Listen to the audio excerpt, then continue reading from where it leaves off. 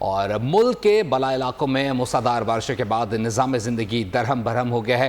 مانسہرہ میں بننے والی جھیل آبادی کے لیے خطرہ بن گئی ہے۔ ہوٹلز خالی کرا لیے گئے ہیں۔ ریلے میں چار دکانیں بھی بہہ گئی ہیں۔ وادی کاغان کا رابطہ بھی بدستور منقطع ہے۔ کوہ سلیمان کے سیلابی ریلوں سے بھی علاقے میں صورتحال سنگین ہو رہی ہے۔ کھولوں میں سیلاب کے بعد قومی شاہراہ ٹریفک کی آمد و رفت کے لیے آج دوسرے روز بھی بند ہے۔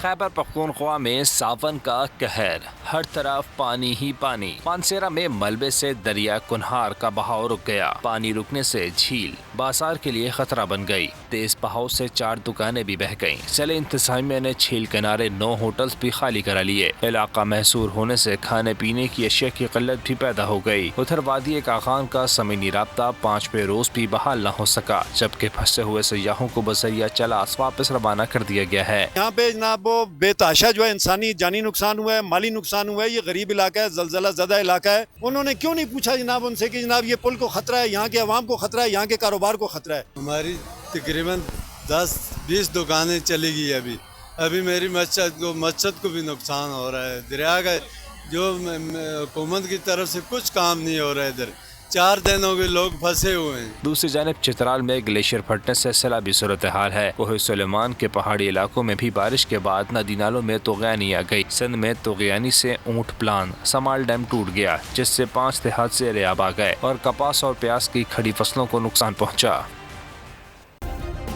سبسکرائب کریں اور بیل دبائیں تاکہ کوئی خبر رہ نہ جائے۔